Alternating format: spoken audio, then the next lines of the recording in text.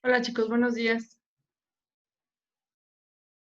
Bien, el día de hoy continuamos con el tema de virus, un tema por demás interesante, derivado de todo lo que se está dando a nivel mundial. Entonces, el día de hoy vamos a hablar de ellos, a definirlos, a proporcionar sus características, a, a decir por qué es que causan enfermedades tan graves como como la que estamos teniendo en este momento, perdón, a nivel mundial. Y bueno, empezamos con una pregunta muy relevante con respecto a los virus. Para empezar, ¿consideran ustedes que los virus son seres vivos? Vamos a ir viendo en el transcurso de la presentación qué pasa con esto. Bien.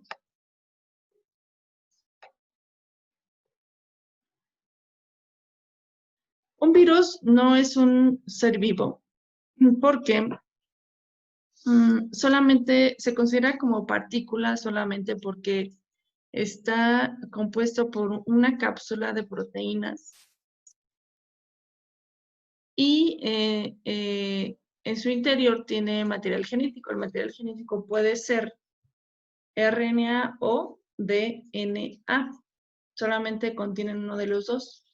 Hay virus de RNA y hay virus de DNA. Y aquí tienen a varios virus que son muy diferentes. Por ejemplo, el del VIH, el de la hepatitis, el virus del ébola, el adenovirus, el de la influenza o un bacteriófago. Bien, ¿por qué no lo consideramos un ser vivo? Porque recuerden que la célula realiza muchas funciones porque está integrada por diferentes organelos. Entonces, en conjunto, en el interior de la célula se llevan a cabo reacciones químicas que nosotros conocemos como metabolismo, porque transforman sustancias o nutrientes que ingiere el organismo en otras sustancias. Entonces, los virus no llevan a cabo ningún tipo de metabolismo. Y una característica muy importante es que no se pueden reproducir.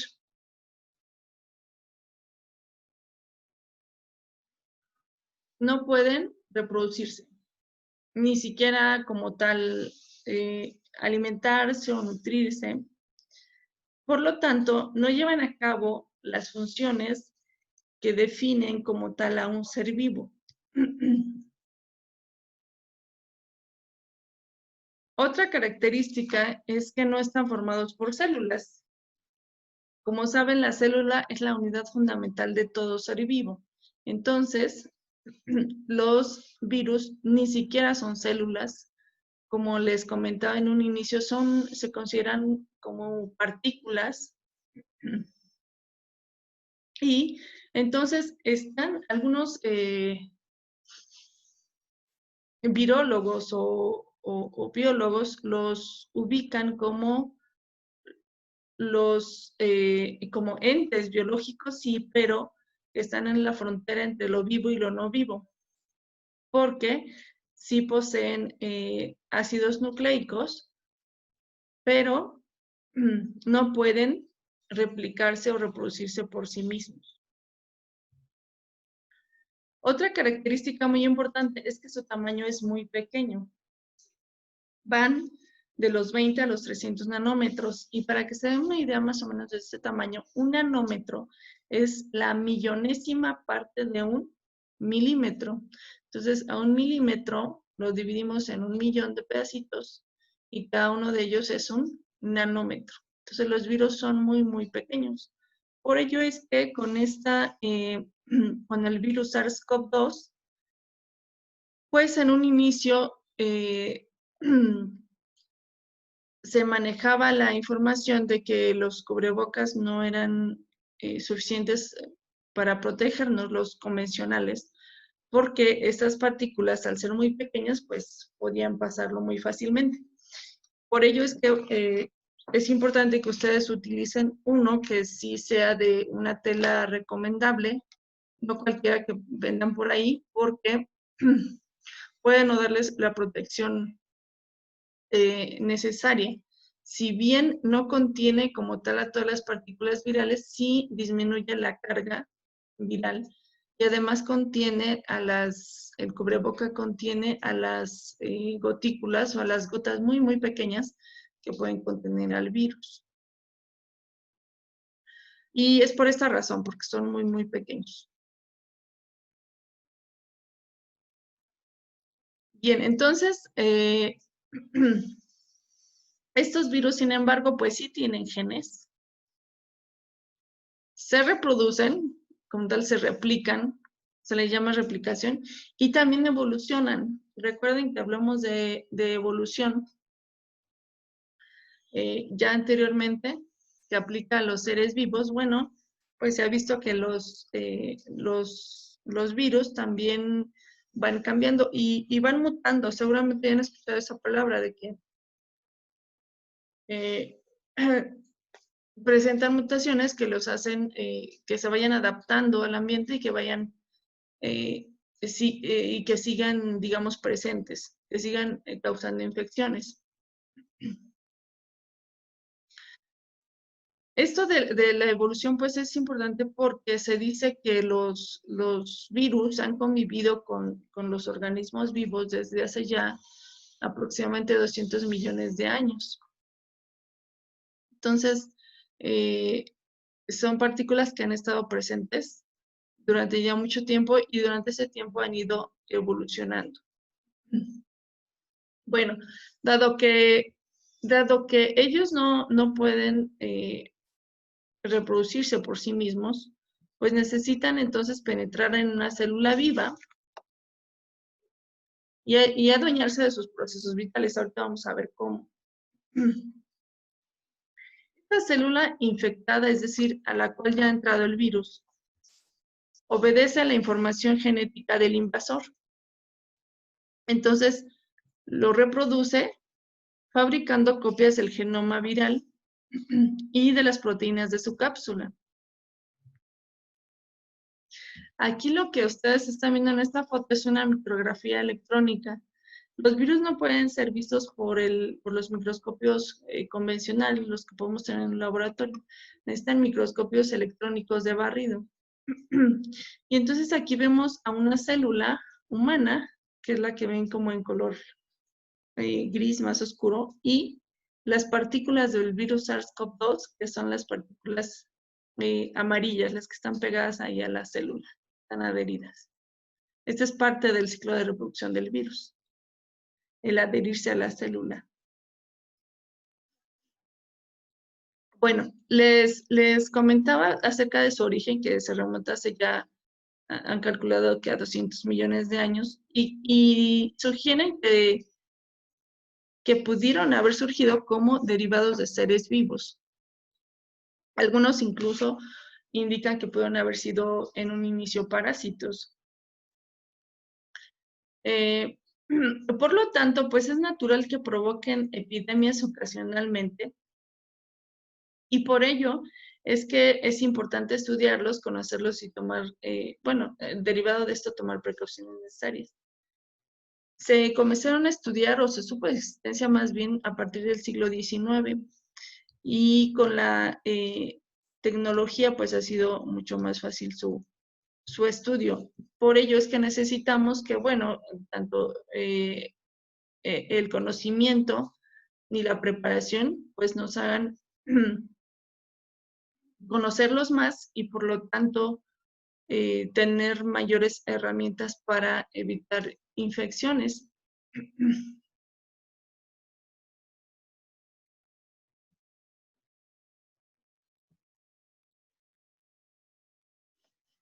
Bien, ¿cuál es su ciclo reproductivo? Bueno, estos solo pueden infectar células en las que se pueden replicar, es decir, son muy específicos. sea, no pueden infectar otras células que no les van a servir, entonces solamente infectan aquellas en las que se pueden replicar.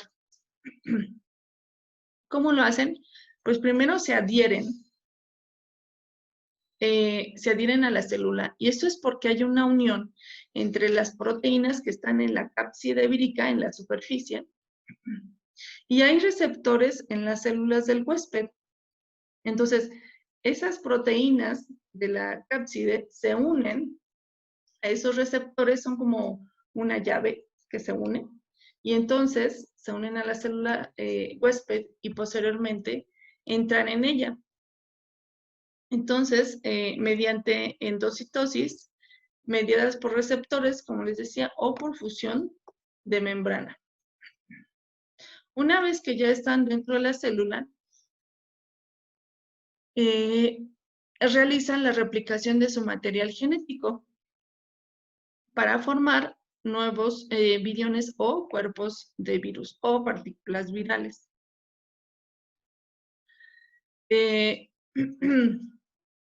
Posteriormente, pues ya se liberan, salen rompiendo la membrana de la célula, causando lisis, así se le llama. Y por lo tanto, pues esa célula muere. Y así van avanzando por el organismo, entrando a las células, reproduciéndose, saliendo y matando a las células que infectan. Por ello es que causan la enfermedad o causan las enfermedades. Aquí tenemos un pequeño esquema que ilustra lo anterior. Aquí el virus se acopla a la célula, atraviesa la membrana plasmática e inyecta su ADN o su ARN en la célula. El ácido nucleico se replica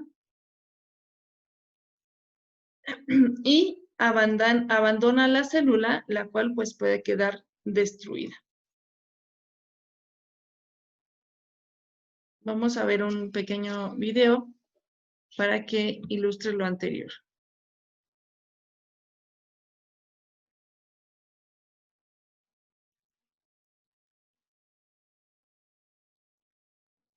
Solo un momento, está cargando.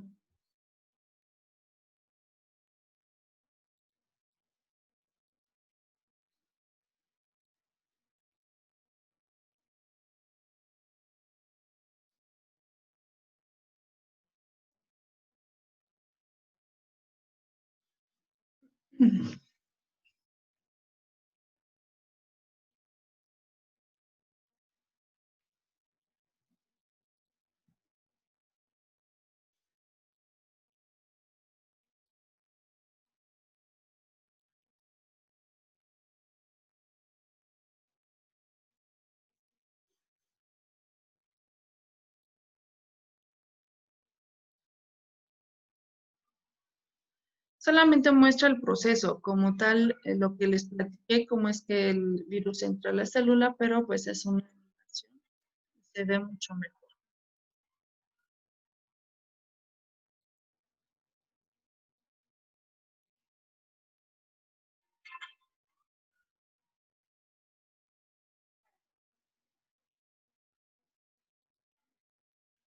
Bueno, habla del mecanismo de reproducción de la célula.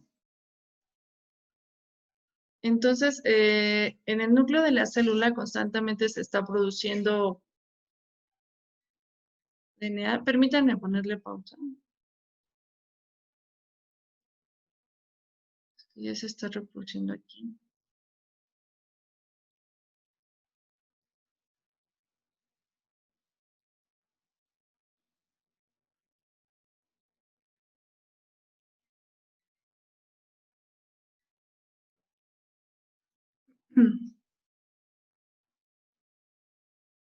Bueno, este es el núcleo de la célula y las proteínas, la estructura de las proteínas o la instrucción de que se produzcan proteínas las da el DNA, que como ustedes saben se encuentra en el núcleo, y los ribosomas fabrican las proteínas, las ensamblan de acuerdo al programa. Pero ¿qué pasa cuando entra un virus? El virus entra precisamente a la célula para aprovechar esa función que tiene el núcleo Entonces, lo que ustedes ven acá en la superficie es como la llavecita que le sirve para entrar a la célula. Puede tomar parte de la membrana para pasar desapercibido. Llega hasta el núcleo, inyecta su material genético y entonces la célula, en lugar de obedecer las instrucciones de su propio DNA, obedece a las del virus y entonces empieza a replicar su material genético. Estas son copias y copias y copias del virus. Posteriormente, este sale de la célula, todas las partículas virales salen y entonces avanzan hacia otra célula e infectan otra célula.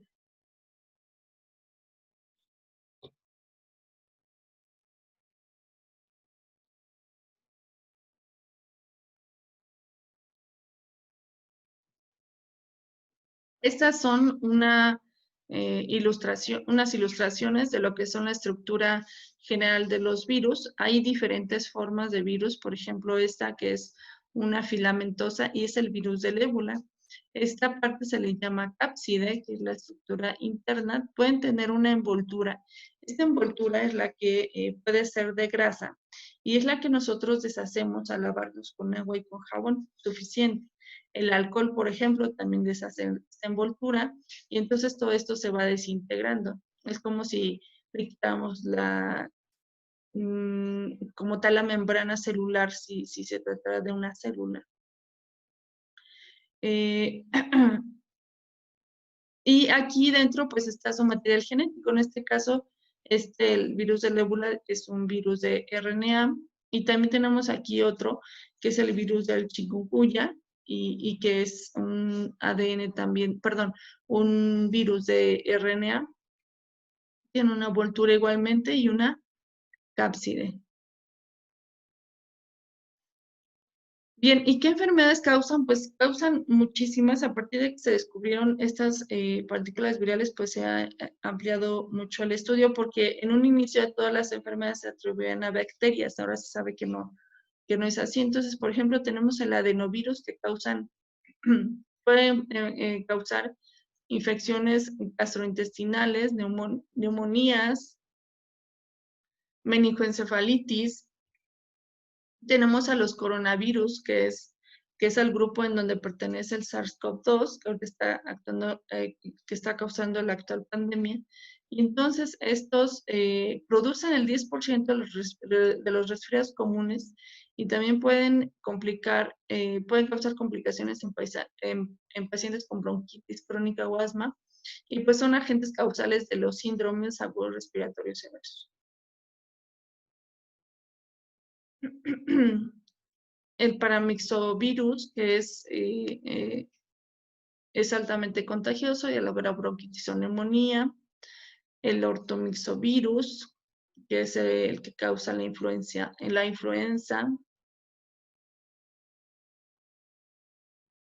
Los rotavirus, que producen gastroenteritis, principalmente en niños pequeños y ancianos.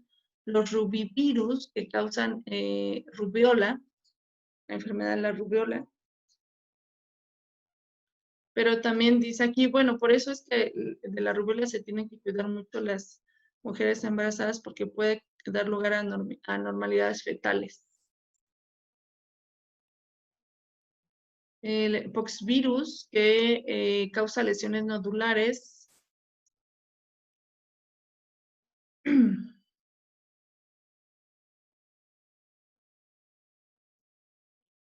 El poliovirus, causado causante de la poliomielitis, que afecta principalmente a niños. El herpes viridae, que causa como tal la enfermedad del herpes. Aquí está herpes simple. Todas estas imágenes que ven en la izquierda son imágenes de un microscopio electrónico de barrido. Recuerden que son partículas muy, muy pequeñas, entonces solo con este tipo de microscopios y con cierta técnica se pueden observar. Los filovirus, que pueden afectar al hígado, al vaso, pueden causar necrosis. daño a células endoteliales. Los filovirus, el filovirus que puede causar, entre ellos está el del ébola, y el virus del VIH, que es un retrovirus, que pues como tal causa el SIDA, que es ya propiamente la enfermedad.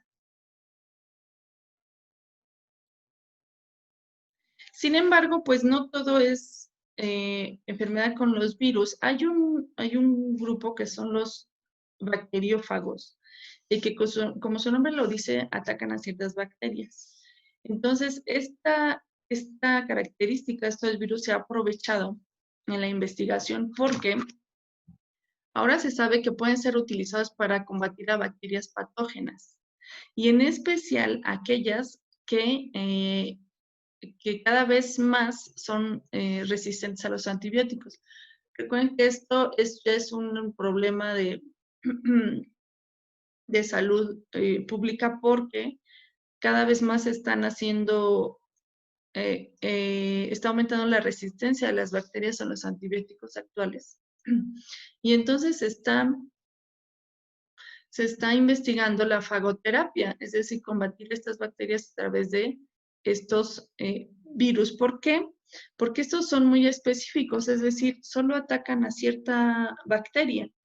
Entonces, por ejemplo, si tenemos una infección, solamente van directo a X bacteria que está causando la afección, y, por ejemplo, no podrían dañar aquellas que forman parte de nuestra microbiota intestinal. Y igualmente son directos, van a los focos de infección como tal, por lo que les decía yo que son específicos, y se pueden autorregular, puesto que como no son muy específicos, no pueden infectar a otra bacteria diferente. Entonces, al momento en que acaban con esas bacterias a las que van dirigidos, pues ellos mismos también se desaparecen, porque ya no hay modo de replicarse. Esto ya se ha hecho en experimentos clínicos piloto, pero dado los protocolos que se tienen que cumplir, pues solamente se han empleado en enfermedades de piel o infecciones de músculo de estas bacterias. Sin embargo, pues también se puede aplicar a medicina veterinaria.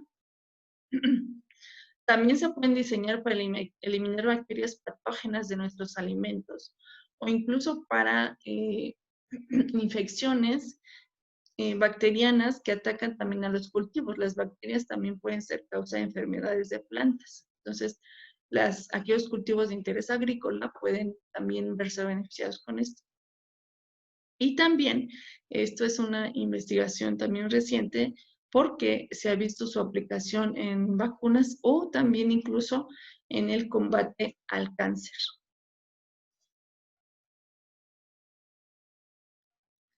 Bien, pues esto sería todo por el día de hoy. Si tienen alguna duda con respecto a virus, específicamente con lo que estamos viviendo en este momento, pues me pueden escribir cuando me envíen su evidencia, me pueden escribir ahí alguna pregunta que tengan. Pero además, por favor, bueno, la pregunta, si ustedes quieren hacerla, les respondo por el correo. Pero como actividad del día de hoy, pues van a contestar las siguientes preguntas en su cuaderno y me envían su evidencia. Número uno, ¿por qué los virus no se consideran seres vivos de acuerdo a lo que vimos?